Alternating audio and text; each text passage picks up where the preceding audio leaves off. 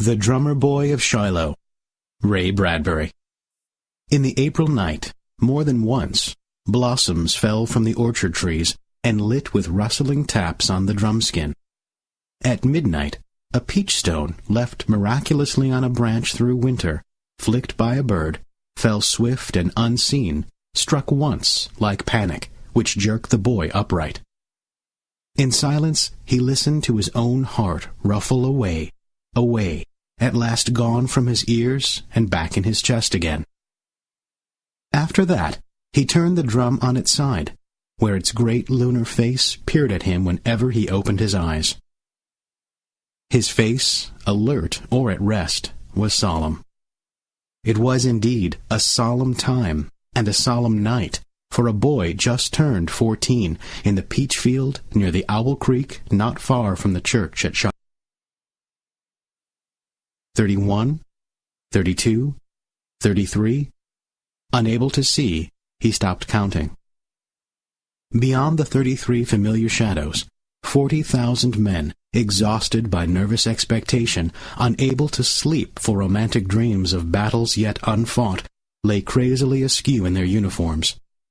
A mile yet farther on, another army was strewn helter-skelter, turning slow, basting themselves with the thought of what they would do when the time came.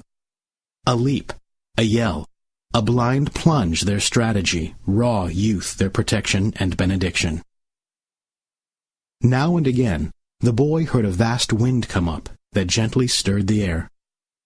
But he knew what it was, the army here, the army there, whispering to itself in the dark.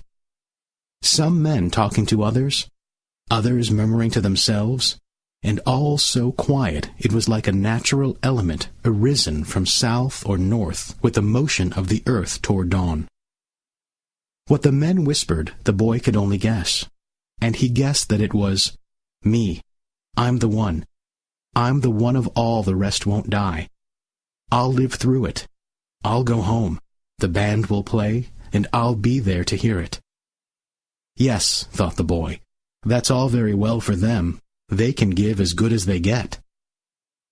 For with the careless bones of the young men, harvested by night and bindled around campfires, were the similarly strewn steel bones of their rifles, with bayonets fixed like eternal lightning lost in orchard grass. Me, thought the boy. I got only a drum, 2 sticks to beat it, and no shield. There wasn't a man-boy on this ground tonight did not have a shield he cast, riveted, or carved himself on his way to his first attack, compounded of remote but nonetheless firm and fiery family devotion, flag-blown patriotism, and cocksure immortality, strengthened by the touchstone of very real gunpowder, ramrod, minie-ball, and flint. But without these last, the boy felt his family move yet farther off away in the dark, as if one of those great prairie-burning trains had chanted them away never to return, leaving him with his drum, which was worse than a toy, in the game to be played tomorrow, or some day much too soon.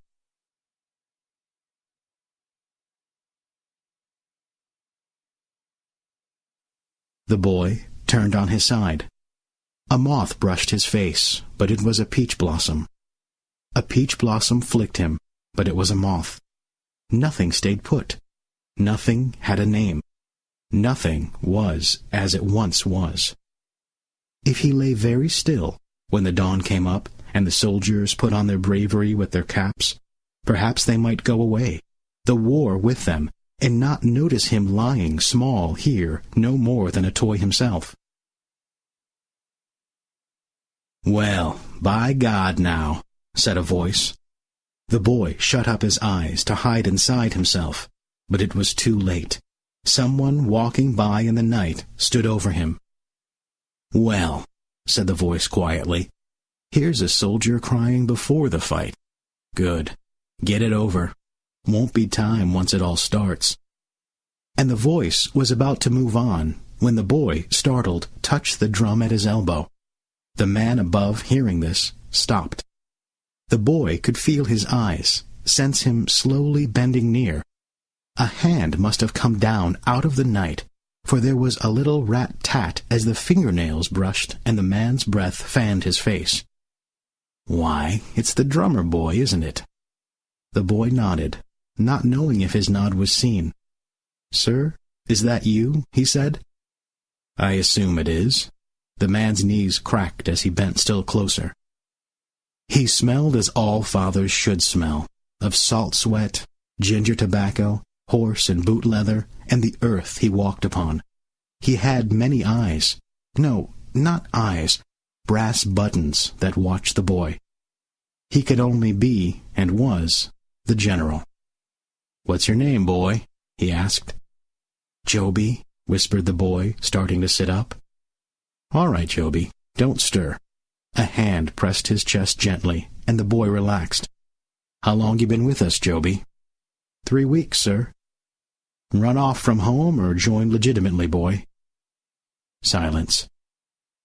"Damn fool question," said the general. "Do you shave yet, boy?" "Even more of a damn fool. There's your cheek. Fell right off the tree overhead, and the others here not much older. Raw, damn raw, the lot of you. You ready for tomorrow, or the next day, Joby?" "I think so, sir." "You want to cry some more?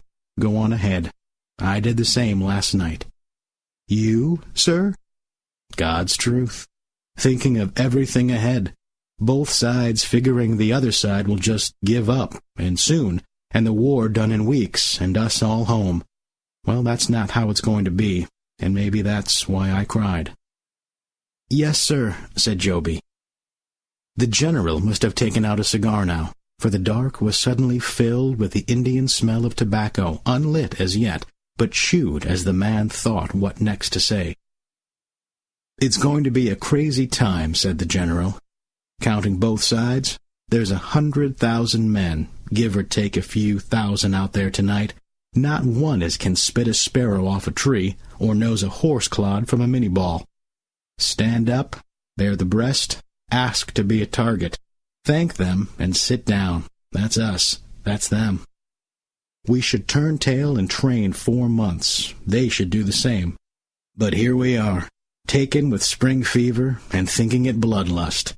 Taking our sulfur with cannons instead of with molasses, as it should be. Going to be a hero.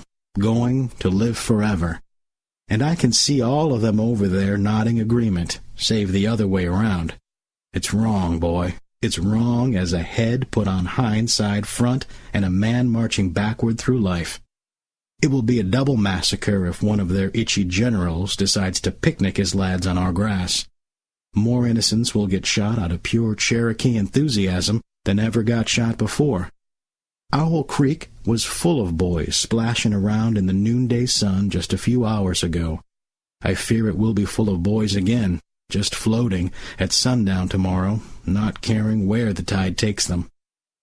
The general stopped and made a little pile of winter leaves and twigs in the darkness, as if he might at any moment strike fire to them to see his way through the coming days when the sun might not show its face because of what was happening here and just beyond. The boy watched the hand stirring the leaves and opened his lips to say something, but did not say it. The general heard the boy's breath and spoke himself.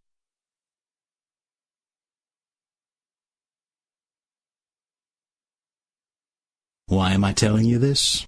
That's what you wanted to ask, eh? Well, when you got a bunch of wild horses on a loose rein somewhere, somehow you've got to bring order, rein them in. These lads, fresh out of the milk shed, don't know what I know, and I can't tell them. Men actually die. In war. So each is his own army. I got to make one army of them. And for that, boy, I need you. Me? The boy's lips barely twitched.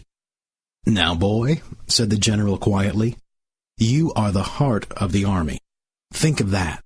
You are the heart of the army. Listen now. And, lying there, Joby listened. General spoke on. If he, Joby, beat slow tomorrow, the heart would beat slow in the men. They would lag by the wayside. They would drowse in the fields on their muskets. They would sleep forever after that in those same fields, their hearts slowed by a drummer boy and stopped by enemy lead. But if he beat a sure, steady, ever faster rhythm, then their knees would come up in a long line down over that hill, one knee after the other, like a wave on the ocean shore. Had he seen the ocean ever? Seen the waves rolling in like a well-ordered cavalry charge to the sand? Well, that was it. That's what he wanted. That's what was needed. Joby was his right hand and his left. He gave the orders, but Joby set the pace. So bring the right knee up, and the right foot out, and the left knee up, and the left foot out, one following the other in good time, in brisk time. Move the blood up the body, and make the head proud, and the spine stiff, and the jaw resolute. Focus the eye, and set the teeth. Flare the nostrils, and tighten the hands. Put steel armor over the men, for blood moving fast in them does indeed make men feel as if they'd put on steel. He must keep at it, long and steady and long. Then, even though shot or torn, those wounds got in hot blood, in blood heat helped stir, would feel less pain. If their blood was cold, it would be more than slaughter. It would be murderous nightmare and pain best not told and no one to guess. The general spoke and stopped, letting his breath slack off. Then, after a moment, he said, "So there you are. That's it. Will you do that, boy? Do you know now you're general of the army when the general's left behind?" The boy nodded mutely. "You'll run them through for me then, boy?" "Yes, sir." "Good. And God willing, many nights from tonight, many years from now, when you're as old or far much older than me, when they ask you what you did in this awful time, you will tell them, one part humble and one part proud. I was the drummer boy at the Battle of Owl Creek, or the Tennessee River, or maybe they'll just name it after the church there. I was the drummer boy at Shiloh. Good grief, that has a beat and sound to it fitting for Mr. Longfellow. I was the drummer boy at Shiloh. Who will ever hear those words and not know you, boy, or what you thought this night, what you'll think tomorrow or the next day when we must get on our legs and move?" The general stood up. "Well then, God bless you, boy. Good night."